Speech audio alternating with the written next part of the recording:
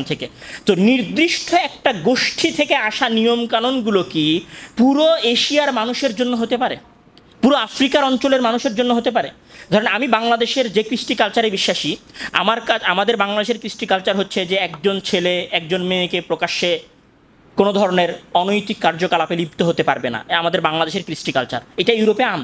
দেখুন আপনার কাছে ওইটা স্বাভাবিক বিষয়, ওইটাকে আপনি আমার উপরে স্বাভাবিক করবেন? আপনাদের অঞ্চলে বিকিনি পরে ঘোরা জায়েজ, আপনাদের অঞ্চলে বিকিনি পরে ঘোরাটা স্বাভাবিক বিষয়, কিন্তু আমরা এশিয়ার মানুষেরা তো বিকিনি পরে ঘোরাকে স্বাভাবিক মনে করি না। তাহলে আপনার কাছে যেটা স্বাভাবিক বিষয় ওটা তো আমার কাছে স্বাভাবিক না। আপনার কাছে লিঙ্গ পরিবর্তন করা স্বাভাবিক বিষয়, ওটা তো আমার কাছে স্বাভাবিক না। তো আমার কাছে যেটা অস্বাভাবিক বিষয় সেইটা যদি আপনি আমার উপরে চাপিয়ে দিতে চান তাহলে সেটাকে আমার অধিকার হরণ নয়? তাহলে এই অধিকার হরণের কাজগুলো কারা করে? এই অধিকার হরণের কাজটাই মূলত হিউম্যান রাইটস করে, মানে ইউনাইটেড নেশনের যে মানবাধিকার হাই কমিশন আছে সেটা করে। তাহলে বাংলাদেশে যদি হিউম্যান রাইটস আসে, মানবাধিকার হাই কমিশন বাংলাদেশে যদি তারা অফিস নিয়ে আসে, তাহলে আমরা তো প্রথমে এটা জেনেছি যে তারা মুসলিমদেরকে অত্যাচার থেকে বের করে দিতে পারবে না, রোহিঙ্গাদেরকে তাদের দেশে ফিরিয়ে দিতে পারবে না, কাশ্মীরিদেরকে অধিকার দিতে পারবে না, যেই হুজুর মিথ্যা অপবাদে জেলখানায় গেছে তাকে বের করে দিতে পারবে না। তাহলে এই হাই কমিশন অফিসের বাংলাদেশে কাজটা কি? কচু কাটতে এসেছে?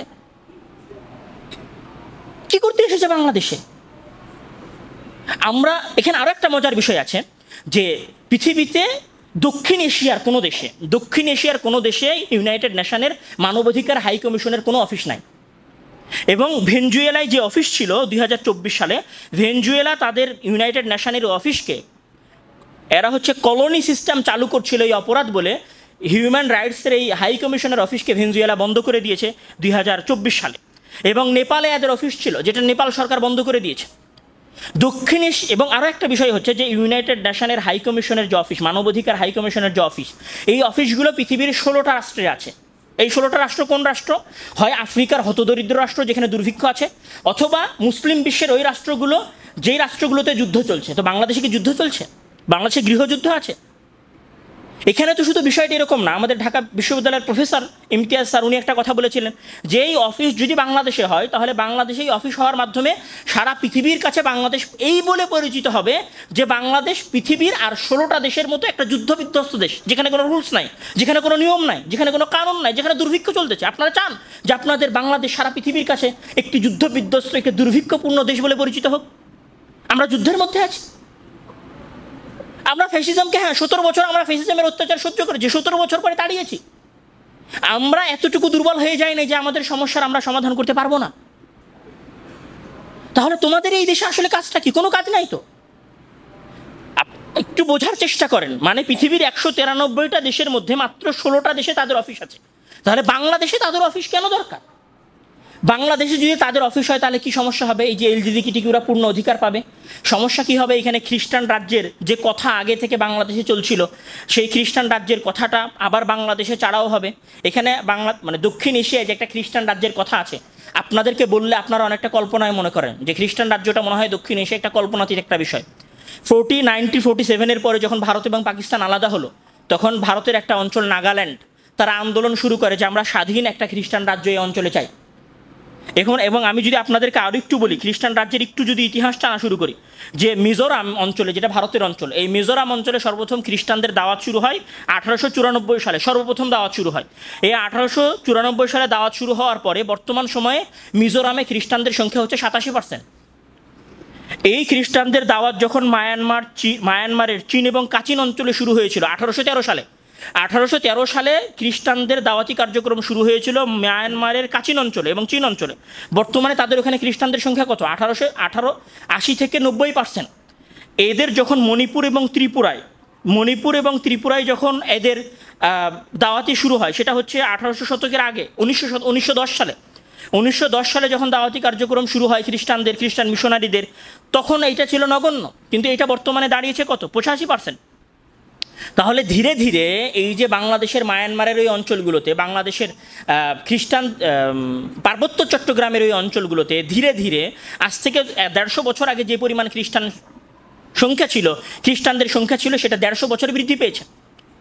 এই অঞ্চলে একটি খ্রিস্টান রাজ্যের সম্ভাবনা তৈরি হয়েছে। এই খ্রিস্টান রাজ্যের সম্ভাবনা যে তৈরি হয়েছে তার সবচেয়ে বড় প্রমাণ যেটা আমি বললাম, যে নাগাল্যান্ডের NNC মানে নাগা ন্যাশনাল কাউন্সিল 1947 সালে দাবি করেছিল যে আমাদের একটা খ্রিস্টান রাজ্য প্রয়োজন। এবং যখন তারা এই দাবি তোলে তখন NBCC মানে নাগাল্যান্ড ব্রিটিশ চার্চ কাউন্সিল তারা এগিয়ে আসে।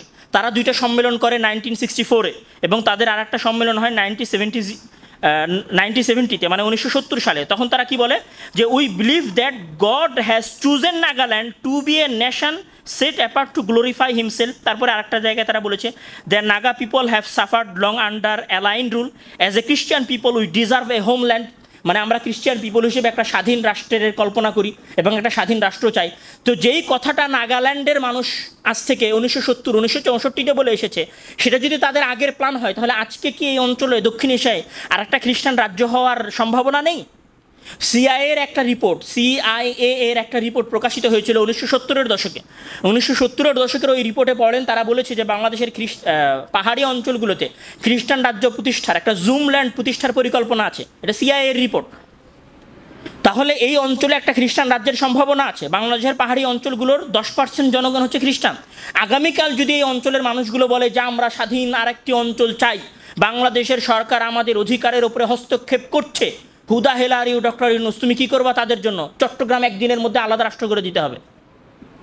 যদি এইটাতেও বিশ্বাস না হয়, ইন্দোনেশিয়ার যে পূর্ব তিমুর, যেটা আগে ইন্দোনেশিয়ার অন্তর্ভুক্ত ছিল, সেইখান থেকে কিভাবে পূর্ব তিমুর একটা খ্রিস্টান রাজ্যে পরিণত হলো এবং একটা স্বতন্ত্র খ্রিস্টান রাজ্যে হিসেবে আলাদা হয়ে গেল ইন্দোনেশিয়া থেকে, সেই ইতিহাস দেখেন।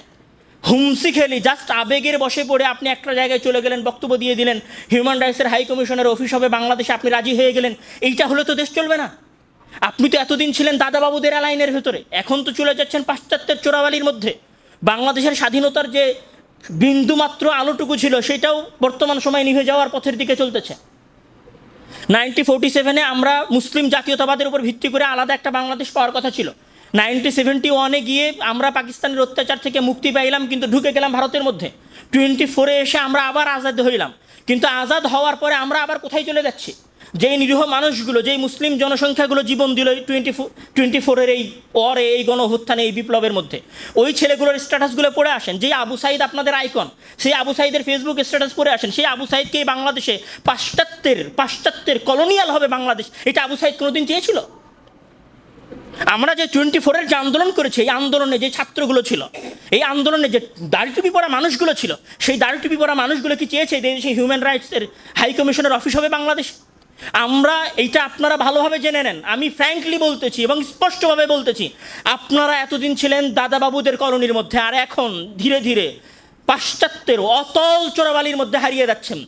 যদি সতর্ক হওয়ার তৌফিক দেয় আল্লাহ তাআলা আপনাদেরকে, তাহলে আপনারা সতর্ক হবেন।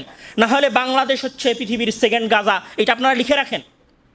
সম্মানিত উপস্থিতি, আমি আমার এই সংক্ষিপ্ত কথায় যেটা আপনাদেরকে বলতে যাচ্ছি সেটা হচ্ছে, ইতিহাসগতভাবে পৃথিবীর সবচেয়ে ব্যর্থ সংঘ হচ্ছে জাতিসংঘ মুসলমানদেরকে অধিকার দেওয়ার ক্ষেত্রে। আর তাদের একটা অঙ্গ সংস্থান হচ্ছে মানব অধিকার হাই কমিশন। যাদের মূল সংস্থা ব্যর্থ, তারাই বাংলাদেশে এসে কী করবে? তাদের এই দেশে কোনো প্রয়োজন নাই। এটা আপনি নিজে মাথায় ঢুকিয়ে নেন, আপনার দলের নেতাদেরকে বোঝান, জনসচেতনতা তৈরি করেন। যদি আপনারা জনসচেতনতা তৈরি করেন তাহলে এটা বন্ধ করা সম্ভব। আর যদি জনসচেতনতা তৈরি করে এটা বন্ধ করতে না পারেন, তাহলে আপনারা পাশ্চাত্যের সেকেন্ড অ্যালাইন, এটা আপনারা মনে করে রাখেন। আপনারা সেকেন্ড গাজা, এটাও আপনারা মনে করে রাখেন। আল্লাহ তাআলা আমাদের প্রিয় দেশ বাংলাদেশকে রক্ষা করুন এবং পাশ্চাত্যের এই চক্রান্তকে বোঝার তৌফিক দান করুন। আল্লাহুম্মা আমিন। ওয়া আখিরু দাওয়ানা আলহামদুলিল্লাহি রাব্বিল আলামিন। إن الحمد لله وحده والصلاة والسلام على من لا نبي بعده أما بعد يا عباد الله إن الله وملائكته يصلون على النبي فصلوا عليه وسلموا تسليما اللهم صل على محمد وعلى آل محمد كما صليت على إبراهيم وعلى آل إبراهيم إنك حميد مجيد اللهم بارك على محمد وعلى آل محمد كما باركت على إبراهيم وعلى آل إبراهيم إنك حميد مجيد اللهم أعز الإسلام والمسلمين ودمر أعداء الدين اللهم اخذل الكفرة الفجرة واليهود والمشركين اللهم اخذل النصارى في بلادنا اللهم احفظ بلادنا وبلاد المسلمين হে আল্লাহ, তুমি আমাদের প্রাণ প্রিয় মাতৃভূমি বাংলাদেশকে রক্ষা করো। হে আল্লাহ, তুমি আমাদের বাংলাদেশের প্রত্যেক জনগণকে পাশ্চাত্যের এই চক্রান্ত বোঝার তৌফিক দান করো। হে আল্লাহ, তুমি আমাদের দেশের শাসকদেরকে সঠিক পরামর্শদাতা দান করো। হে আল্লাহ, তুমি আমাদের শাসকদেরকে তোমার পথের উপর টিকিয়ে রাখার তৌফিক দান করো। হে আল্লাহ, তুমি আমাদের দেশের স্বাধীনতা, তুমি আমাদের দেশের সার্বভৌমত্ব, তুমি আমাদের দেশের আলেম ওলামার কথা বলার অধিকার, আমাদের সালাত আদায় করার অধিকার, দিন পালনের অধিকার রক্ষা করার তৌফিক দান করো। তুমি আমাদের দেশের জমিন, আমাদের দেশের হুদুদ, আমাদের দেশের নিরাপত্তা রক্ষা করার তৌফিক দান করো। আল্লাহুম্মা আমিন। হে আল্লাহ, তুমি আমাদের একমাত্র সাহায্যকর্তা, তুমি আমাদের একমাত্র ত্রাণকর্তা, তুমি আমাদের একমাত্র সাহায্য প্রার্থনার জায়গা। আমরা তোমার কাছে এই জুমার সালাতে আকুতি মিনতি করে প্রার্থনা করছি, তুমি আমাদের এই ভূখণ্ডকে, এই বঙ্গদেশকে রক্ষা করো। আল্লাহুম্মা আমিন। ওয়া আখিরু দাওয়ানা আলহামদুলিল্লাহি রাব্বিল আলামিন। আসসালামু আলাইকুম ওয়া রাহমাতুল্লাহি ওয়া বারাকাতুহু।